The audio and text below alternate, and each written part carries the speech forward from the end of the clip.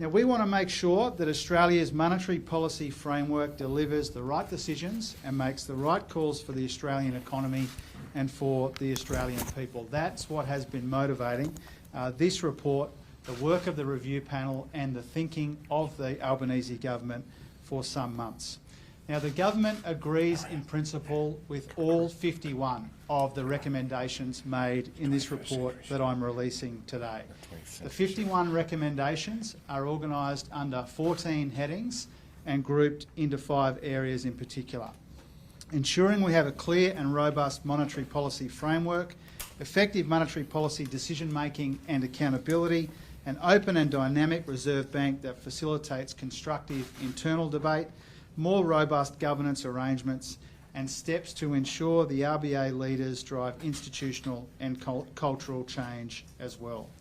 Now, we will now work with the Reserve Bank, other regulators and stakeholders and the Parliament to implement these 51 recommendations in a collaborative and constructive way. We want to ensure that we have the best institutions and policy frameworks in place, because this is more important than ever given the complex and more uncertain economic environment that we confront. Now, the Reserve Bank, as the review concludes, is a high-quality institution. It has highly skilled and dedicated staff which have made and do make a significant contribution to Australia's economic performance over many decades. Now, the review aims to strengthen the Reserve Bank even further so that it's well equipped to deliver decisions and make decisions in what has become an increasingly complex and challenging environment. Now, some of the review recommendations fall to the Reserve Bank to implement, given it operates monetary policy independently. And I welcome the Reserve Bank's statement today outlining their commitment to develop a plan to implement these recommendations in an effective way. Other recommendations will require legislative change. Others will require work with the Council of Financial Regulators. And some will fall to the agreement of a new statement on the conduct of monetary policy between the Reserve Bank and the government via me as Treasurer.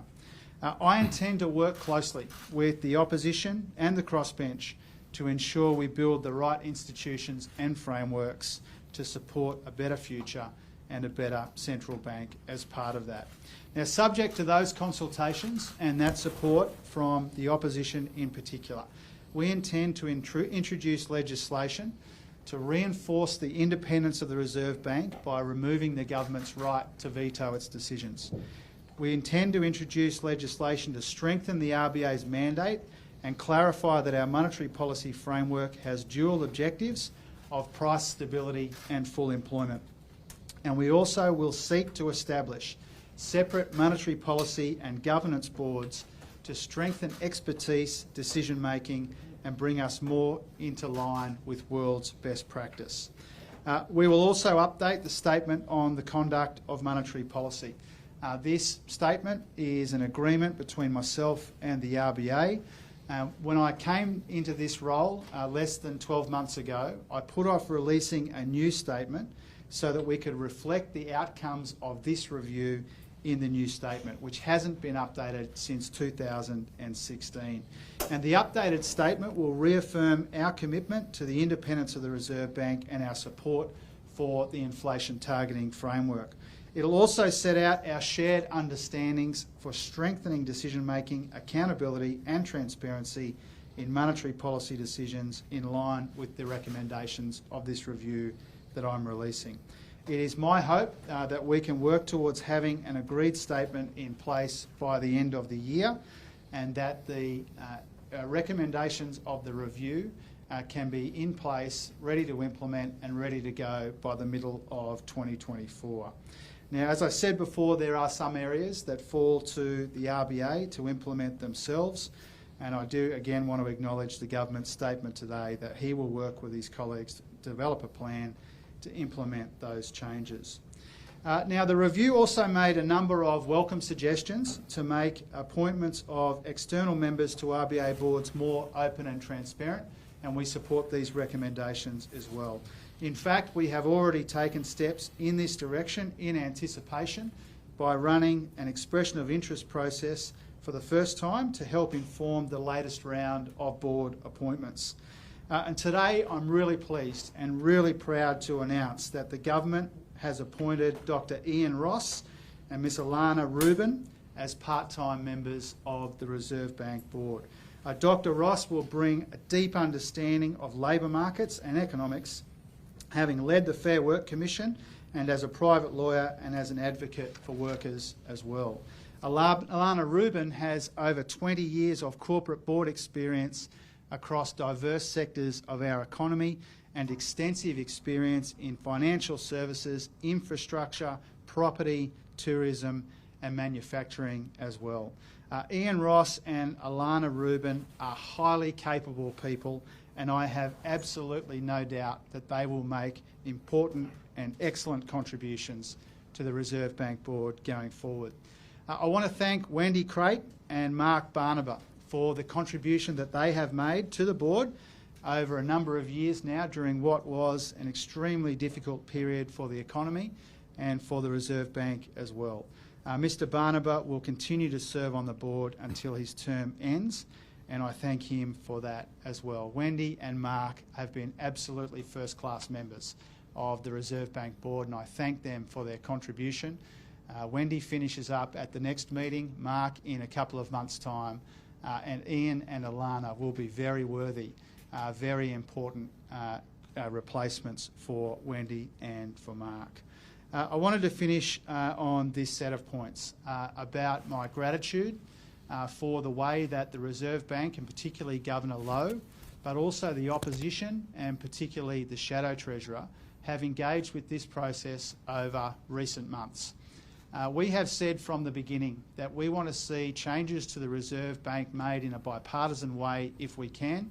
These are not ideological changes. These are considered proposals and recommendations that we have worked through in a really methodical way to try and get to the outcome that we have reached today, that we will support in principle all 51 recommendations.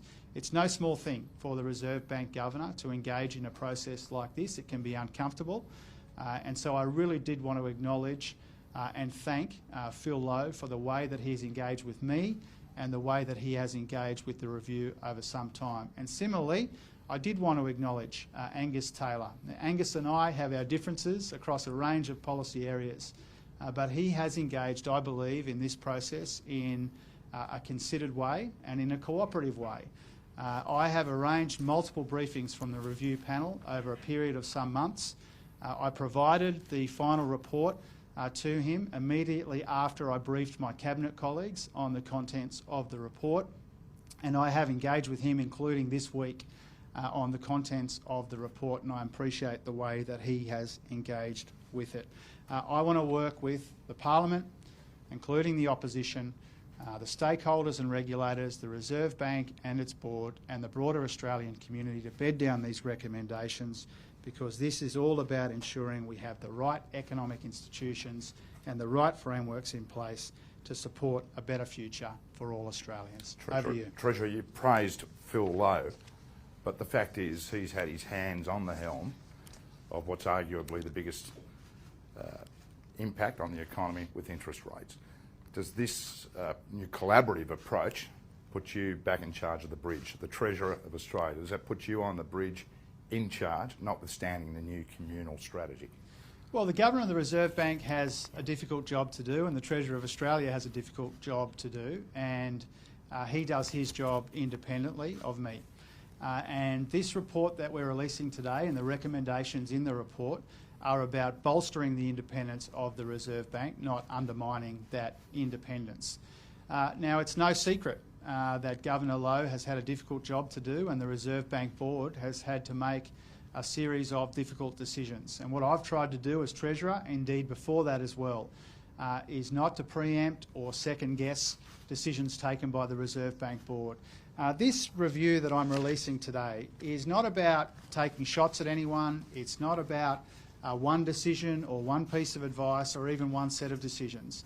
This is about making sure we've got the right combination of objectives and structures and processes and people to make the right decisions, difficult decisions, into the future. And that's my focus. Treasurer, is Philip Lowe the person to implement the findings of this review? Well, Governor Lowe's appointment is up in September. And in the ordinary course of events, the government would turn its mind to that appointment closer to the middle of the year, and that's my intention.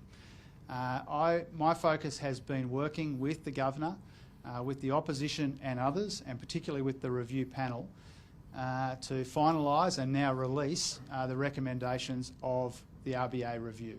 I have said for some time that the right sequence is to release this with the government's initial views, and then to contemplate the Governor's appointment somewhere closer to the middle of the year, and that's my intention. This is a huge overhaul, though. Would it not make sense to bring it in with a new Governor? Well, I'm not going to preempt the discussions and the consultation with my colleagues in the Cabinet, the Prime Minister in particular. We will turn our mind closer to the middle of the year on the role of Governor, the reappointment of Phil Lowe or otherwise.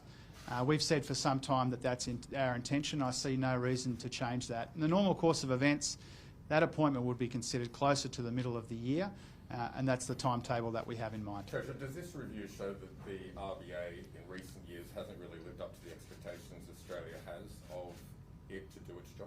Well, again, I'm not going to second guess or take shots at the Reserve Bank Board or its Governor for recent decisions. You know, I cherish the independence of the Reserve Bank. And I take my job seriously, and I know that the Reserve Bank Governor and Board, they have a difficult job to do as well. They do that independently, and they defend their decisions publicly, as it should be, and they explain their decisions publicly as it should be as well.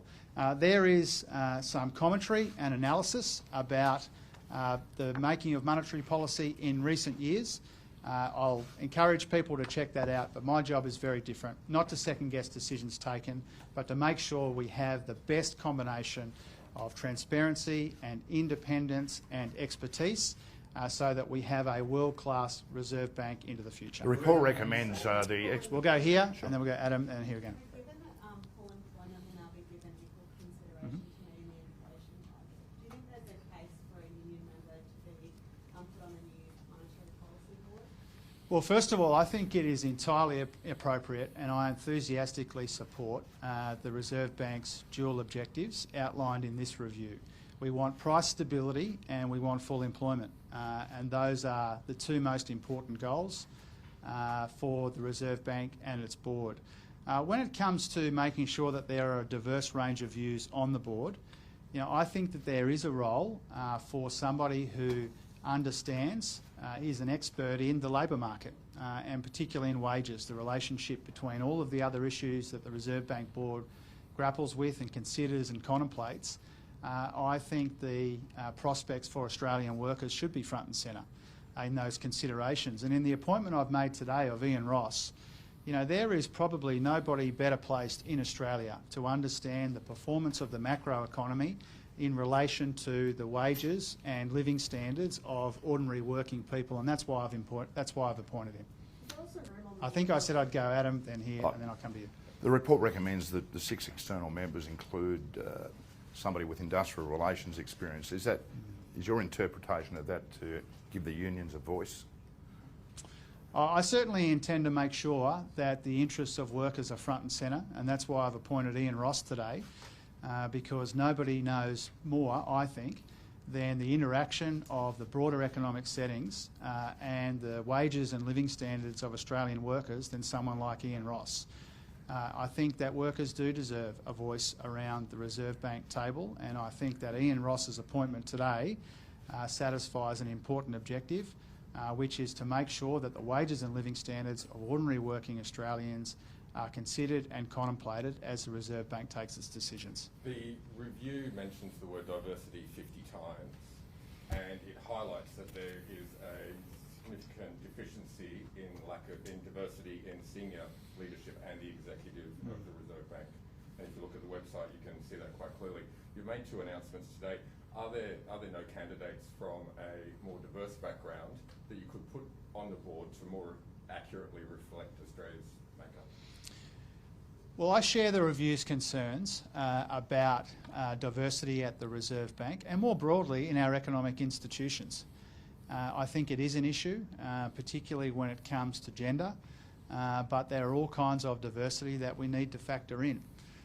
What we've tried to do with these appointments today is to make the Reserve Bank Board more diverse. For example, by having a labour market expert around the table, that makes it more diverse.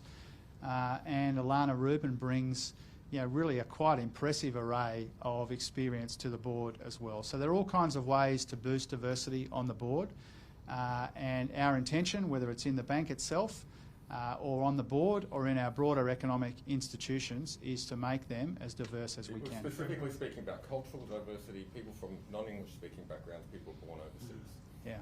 I mean, obviously those are important considerations, and our task is to make our economic institutions as diverse as they can be, and they're all different kinds of diversity. Just for the lay person, just for The Governor will still chair the Monetary Policy Board. Is it your hope that these new experts will challenge the Governor's views? Certainly I think one of the themes that emerges from the review is how do we make sure that the views of the Governor around the decision-making table can be tested, can be held up to the light, can be tested, that there are a range of views and perspectives applied to that. And so that is one of our objectives. Certainly the appointments we've made today are made in that light. But a real theme of the review, I think, is that in order to get the best possible decisions, you need the best possible combination of expertise. And as part of that, you need to have the ability for the Governor's preliminary view as he enters the decision-making room, the ability for those views to be tested in a constructive and collaborative way. So, Treasurer, just how much... I'm going to go here, and you guys have had a few. Yeah. 51 recommendations, which of these will be prioritised and how soon can we kind of expect them to be implemented? Yeah. Well, as I said, the government supports in principle all 51 recommendations in the review, but there's a combination of ways to implement those recommendations. Some are the preserve of the statement on the conduct of monetary policy. I will work with the Governor to finalise that ideally this year. Some are things that the Reserve Bank has to implement on their own, and I welcome Governor Lowe saying that he intends to work through that and to implement those recommendations. Some of them involve the other regulators, the Council of Financial Regulators, and there are other changes as well that need to be dealt with in a legislative way. So what we would like to do is to have everything bedded down by the middle of next year. That gives us a bit of an opportunity to get it right, to consult and get the implementation right, but there's a heap of work to do from here, and so we need to give ourselves the time to do that, to work with all of the interested parties, including the Parliament, including the Reserve Bank and other regulators, to make sure we get it right. Treasurer, on the transition to the two new boards, will existing board members make on those boards, or will there be a complete spill? And if that's the case, when will that be? Just a supplementary to that, is this the end of business people on the Monetary Policy Board? Well, in reverse order, no, it's not the end of people with business experience. Alana Rubin's been appointed today for 5 years, and Alana brings substantial corporate experience to the board, and that's an indication, I think, that we need the right combination, and there's no combination that doesn't include people with experience in corporate Australia, so that will remain. In terms of the existing board members, my intention is to leave all of them in place for the duration of their term, but they will go on to different boards ideally. There will be 2 boards if we implement this and legislate it. There'll be 2 boards from the middle of next year. Those with remaining time on their appointments would be allocated to one or other of those boards and would ideally serve out something which approximates the time that they have now. It's conceivable that we make it kind of more regimented, when people's appointments finish, but it's not our intention to spill all of the members of the Reserve Bank Board. We think it is actually an important role for some continuity on the boards, people who've got experience from making these and taking these decisions, and they're good people. And so we don't intend to spill them. We intend for them to serve out some period of time on one or other of the boards. Just back to the... You say you have in principle agreement with all of the recommendations. Are there any that I guess you particularly think might be difficult to get through? And I guess in addition to that, Yeah. is there any thought reflect the quote-unquote financial stability in Yeah. the RBA? Yeah, well, first of all, in expressing my gratitude to Phil Lowe and to Angus Taylor, I don't want to preempt the comments that they will make off their own bat later today. I think Governor Lowe will be up quite soon to respond to the recommendations, and I assume Angus Taylor will be as well, or a representative of the government. And so they will speak for themselves. And I don't want to preempt that. They've both said publicly now in Phil Lowe's statement and Angus Taylor on radio this morning that they support the directions of the recommendations in the review. When it comes to legislation, we'll work that through. And ideally, we would legislate later this year or early the following, but ideally later this year. And we will work through all the legislative issues, all the drafting issues to give life to and give effect to the recommendations in the review today. So cost of living treasure is a huge issue, as we know, for many Australians. For them, just beyond the finer points of this restructure, what can you say by way of reassurance in terms of the government's greater flexibility to manage the interest rate situation and provide relief now that the governor doesn't have that unilateral control of things going forward with that more collaborative approach? Well, the Reserve Bank will continue to take its decisions independently. If anything, the Reserve Bank will be more independent, not less, as a consequence of the recommendations in this review. But one of the most important set of recommendations is about the interaction of monetary policy, interest rates, and fiscal policy, which is the budget that I work with Cabinet colleagues and others and will be handing down before long. And what we've said throughout is we want to make sure that our budget settings don't make the job of the Independent Reserve Bank harder. And that's why our priority when it comes to providing cost of living relief, whether it's medicines, early childhood education, help with energy bills, is about taking some of the edge off these cost of living pressures without adding to the inflation problem in our economy. And so that's why my work as Treasurer is aligned with the Governor and the Board's work when it comes to interest rates. And the review, I think, makes some enlightened, important points about how we make sure that that's the case. Is there a role for civil society organisations on either of these boards, in your views, the people who represent those who are disenfranchised, those who are among the lower socioeconomic strata of Australian society? Do they have a voice on the board, or do you see them having a voice? Well, we want to make sure that the board is as diverse as it can be, and clearly you need an element of representation, whether it's working people or others, but you also need to combine that with expertise, and you need good governance skills. And one of the reasons why I support there being two boards rather than one is because the type of people that you want to help the Governor come to a concluded view on interest rates might not be exactly the same kind of people that you want to run the bank and all of its other priorities. And there's a payment system board as well. And so we will try and make the board as representative as we can, but we also need to make sure we load up on expertise. There is a limited number of positions. Even when there are two boards, obviously the number is limited. And so you do the best you can to get the best combination that you can. I think we've made an important investment in that today with our two appointments, but a lot of what the review panel are talking about when it comes to appointments into the future is making sure that that process is as robust as it can be. Drew, just quickly on federal budget, is the government considering a bank levy as part of next month's budget? That's not something we've been considering. Are you comfortable repealing the power of the government to override those decisions by the RBA, even though that power is currently not being used or has not been used? Well, first of all, to add to the answer on Mark's question, I mean, obviously the bank levy was introduced by our predecessors and we don't have any plans to change it. On your question about independence, one of the legislative priorities in the review itself, the recommendations of the review, is to unwind the government's ability to overturn decisions by the Independent Reserve Bank. It hasn't been used before, and I can't imagine a situation where I would contemplate using it. And because one of the priorities here is a more independent Reserve Bank, we think we can overturn that part of the legislation. So no foxes in the hen house. You'd be keen to tell Mr Taylor that as well. I'm not quite sure what you mean by that. Oh, well, I mean, Phil Lowe's take on this might be that a more collaborative approach is going to confuse things, that ostensibly it seems to be consensus, but it's going to become a series of other bushfires and debates. Well, a couple of things and about it that. could become political. Yeah. Oh, no. I mean,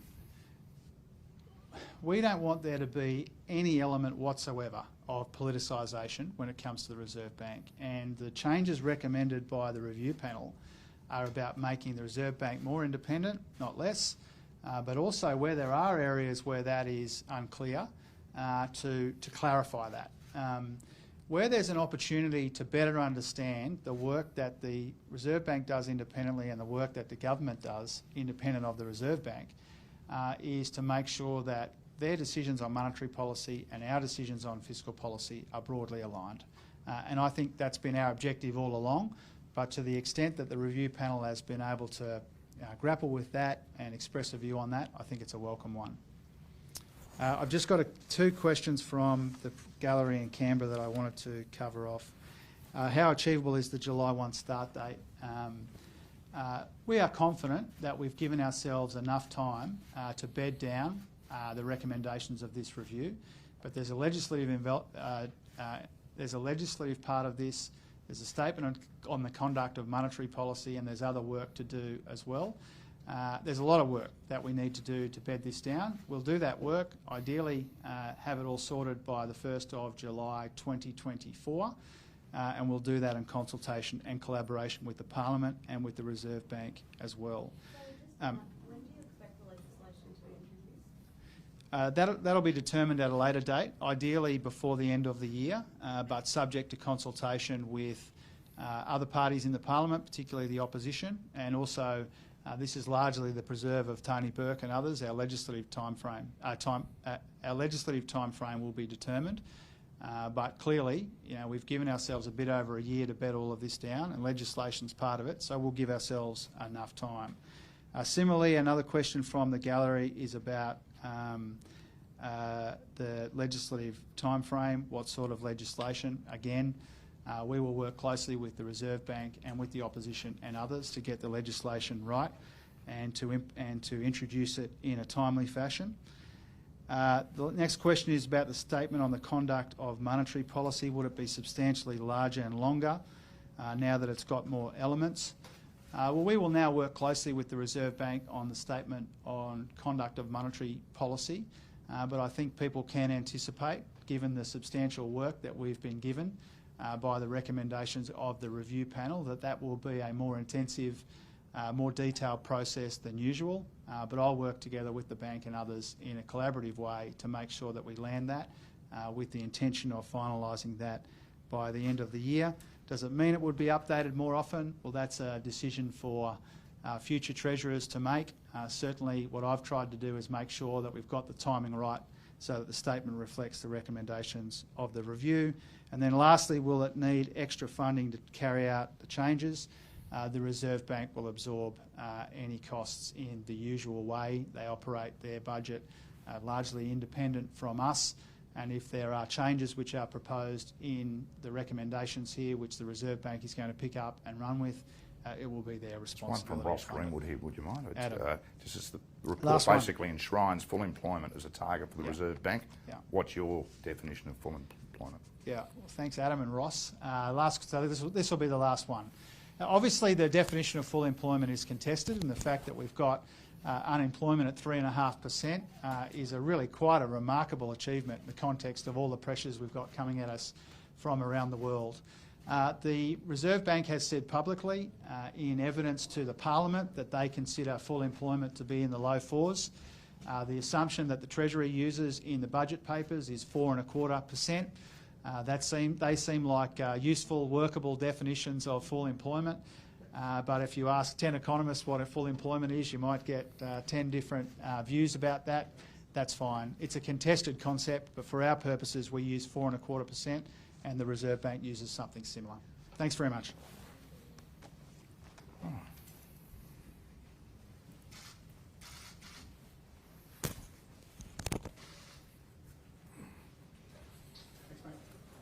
Good to see you. I think so, yeah, that's happening next. No, this is big move, yeah, it's great. But the thing, Ian Ross, what's his background?